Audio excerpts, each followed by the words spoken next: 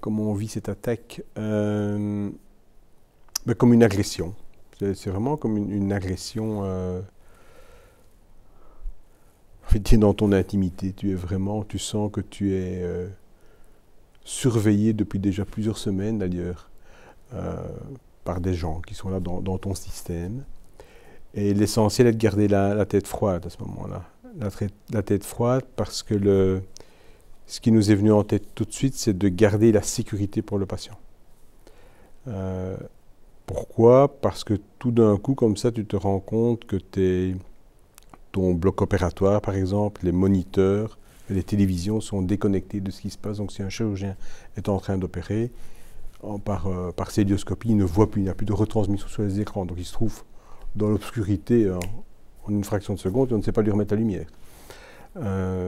On se rend compte aussi que les moniteurs des soins intensifs sont toujours bien actifs, mais sont déconnectés des centraux. Donc tous les rapports ne viennent plus. Donc il faut ouvrir les portes, il faut être attentif. Donc tu te rends compte que la sécurité de ton patient est vraiment mise en danger et que derrière ça, il y a des vies humaines qui sont potentiellement en péril. Et donc le but, c'est de garder la sécurité, donc de garder la tête froide. Et il faut quasiment 1 an pour retrouver une sérénité totale vis-à-vis d'agresseurs potentiels extérieurs. Parce que non seulement ils détruisent à l'intérieur, mais ils restent une menace malgré tout. Et d'ailleurs, les services spécialisés te diront que quand tu sors de l'agression, quand tu te réouvres au monde extérieur, l'agresseur est souvent encore derrière ta porte et va venir voir si tu es vraiment préparé à ne plus qu'il rentre ou est-ce qu'il rentre encore. Donc, c'est pas parce que tu es attaqué que tu ne le seras plus, que du contraire d'ailleurs. Voilà comment tu vis, mais tu vis ça pendant 1 année en fait.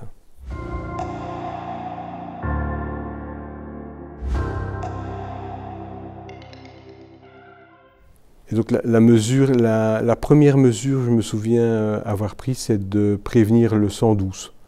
De dire voilà, nous on ne peut plus rien recevoir, ni ambulance, ni SMUR, donc il faut dérouter vers les hôpitaux qui nous entourent, parce qu'on n'est plus en capacité d'assurer une prise en charge correcte des patients. Ça c'est la première mesure. La deuxième mesure, c'est de rappeler tout le monde, parce qu'on déclenche un PUH technique. Il faut se rappeler peut-être un tout petit peu du contexte, hein. On est en janvier 2021, on est en pleine crise Covid, dans la 2e ou la 3e vague, je ne sais plus trop. Et on allait recevoir les vaccins pour être centre hub pour distribution des vaccins. Donc on est dans cette période-là. Donc tendu aussi d'un point de vue géopolitique, hein, avec Sputnik qui va, donc les Russes qui vont sortir le vaccin, les vaccins Pfizer. Donc il y a aussi une compétition qui est là. Donc c'est de fermer le SMUR, c'est de se couper du monde extérieur. Donc il faut vraiment prendre l'initiative de dire on coupe tout. On coupe tout et on garde en interne, on fait l'inventaire des avaries et surtout de s'assurer les logiciels les plus critiques. Donc DPI, Central Monitoring, donc, ce qui assure la prise en charge du patient. Et puis le reste, on verra plus tard, quoi. Ce qu'on prend aussi comme mesure, c'est de déclencher le PUH, de rappeler tout le monde. Et là, on se rend compte que pour le rappel, c'est un rappel informatique. Mais tu n'as plus d'informatique. Et donc, tu dois prendre ton téléphone, voilà, tu dis bien un tel que je vais avoir autour de la table pour déclencher mon PUH et mettre en place une cellule de commandement qui va gérer dans les jours et semaines et mois qui viennent. Et puis, je me souviens d'avoir fait, dès 8 heures du matin, c'est prévenir les banques.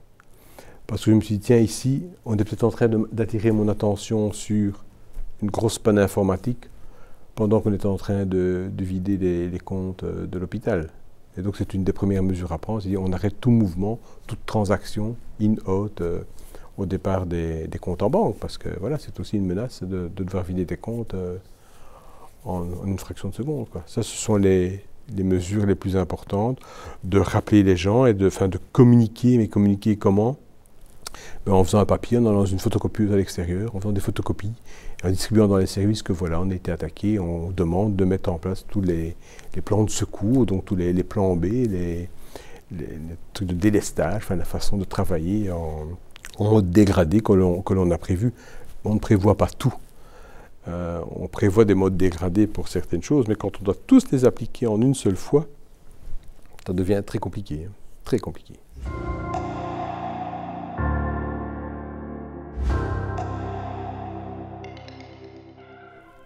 Non, on se prépare à certaines choses, on se prépare à gérer des risques. Oh, une cuisine qui tombe en panne, qu'est-ce que je vais faire? Si j'ai plus d'électricité, ce que je vais faire? Si j'ai plus tel logiciel, qu'est-ce que je fais? Mais tout ensemble, tout qui tombe en une seule fois, là tu n'es pas... Non, nous n'étions pas préparés à ça. Pas du tout. Pas du tout.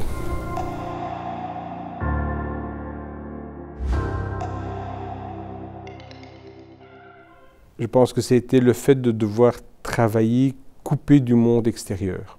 Donc on se coupe littéralement du monde extérieur. On a dû trouver d'ailleurs des moyens pour communiquer. On a créé une autre adresse email pour l'hôpital. On est sorti vraiment de notre réseau parce qu'on ne pouvait plus travailler avec notre réseau pour garder un petit contact avec l'extérieur et de réouvrir petit à petit les portes.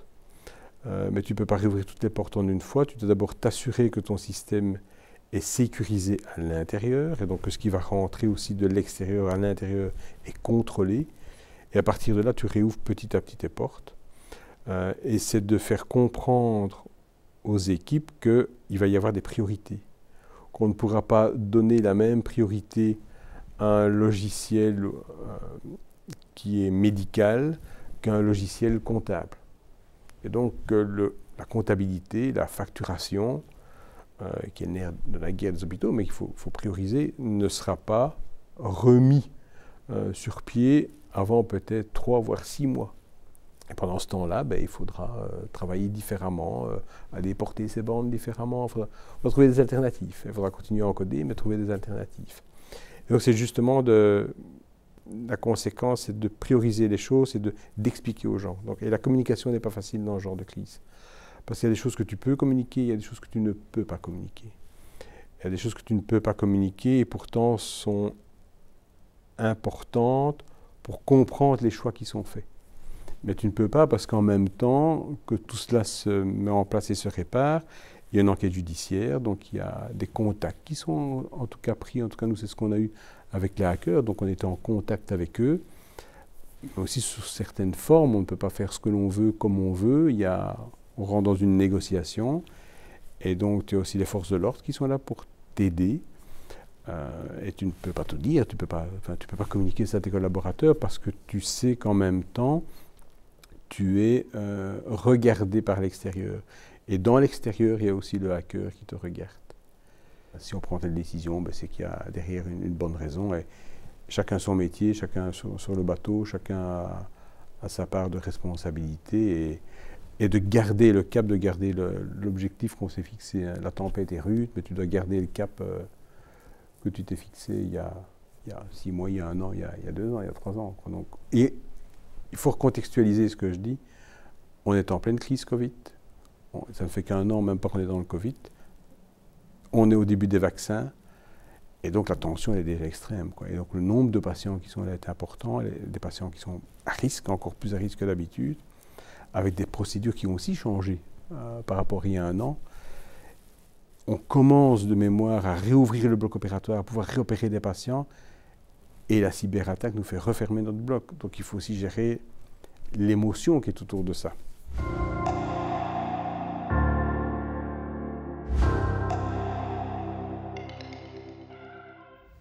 Oui, on a fait une perte, hein, ça c'est évident, qu'on n'a pas récupéré, hein, donc c'est sûr.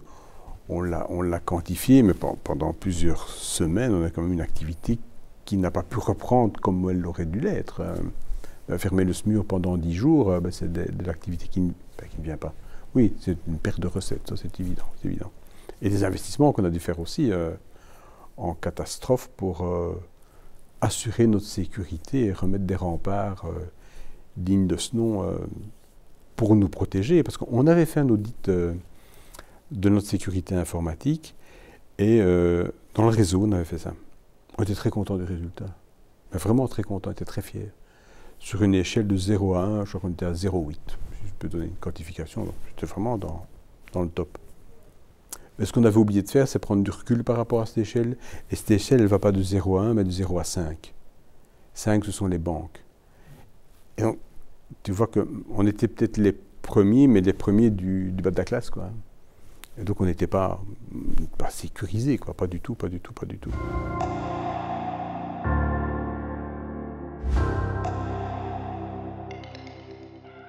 Oui, oui, oui, tout à fait. Donc on a refait des investissements non négligeables, hein. Donc c'est quasiment près d'1 million d'euros qui ont été injectés pour remettre la sécurité informatique à jour.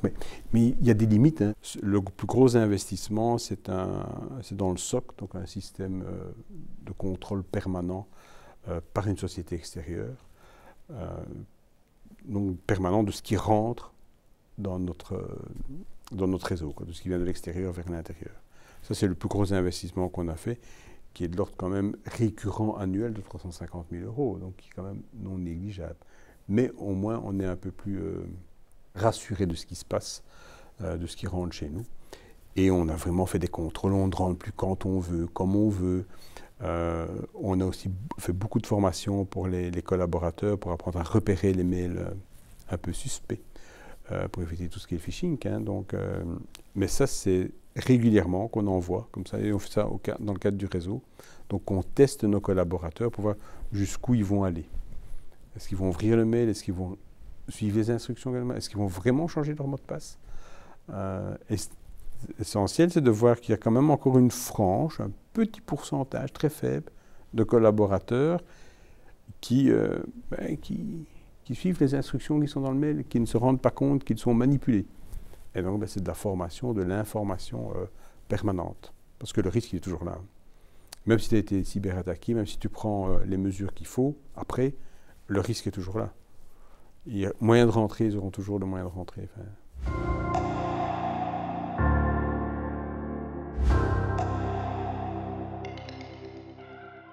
Leçon globale.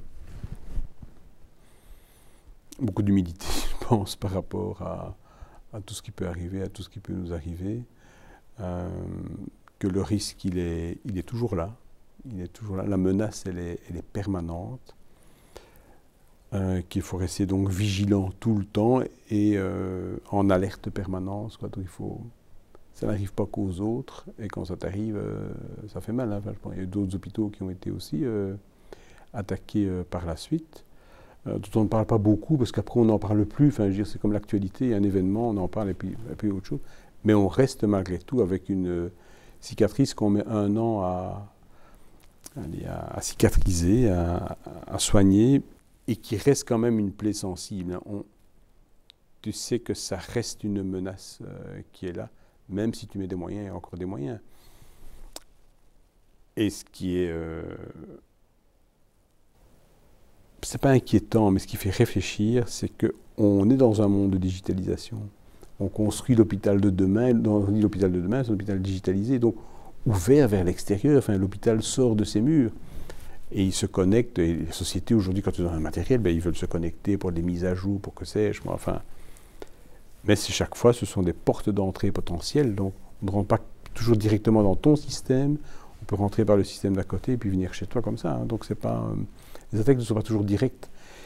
Et que ces hackers n'ont visiblement que peu de scrupules, parce qu'un hôpital, pour eux, c'est comme si c'était une autre société, une autre entreprise.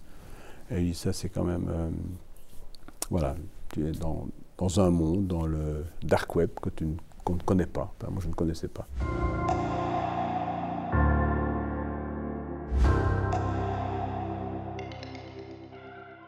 Même en criminalité, je crois qu'il faut une certaine éthique. Et donc, on ne s'attaque pas comme ça à un hôpital, quoi. Enfin, parce que l'hôpital, il y a quand même des gens... Enfin, il y a des gens qui ont eu leur vie en péril à cause de ces cyberattaques, hein. On n'a pas eu de mort, mais on aurait pu, hein. On aurait pu, hein. Et je pense que ça, c'est doublement criminel, quoi. C'est doublement criminel. Mais bon, visiblement, on n'a pas tous les mêmes valeurs, même en criminalité, on n'a pas les mêmes valeurs.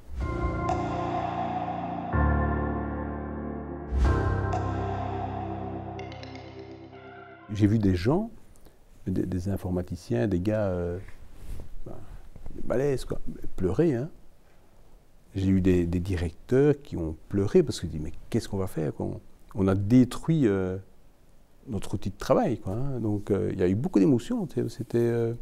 On a envoyé, je me souviens d'avoir demandé, à un moment donné, je passais, c'était un samedi.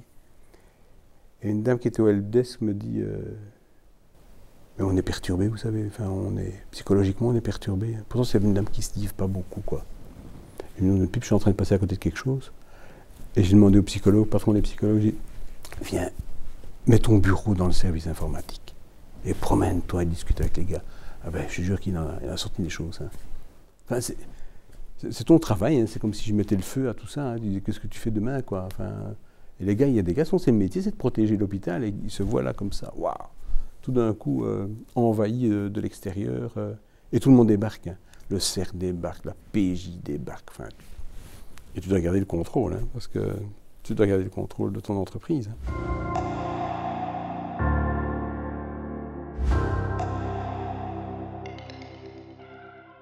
C'est le bon mot, c'est la culpabilité. Il dit, tiens, c'est de ma faute, si ça arrive, c'est de ma faute. Mais non, c'est pas de ta faute.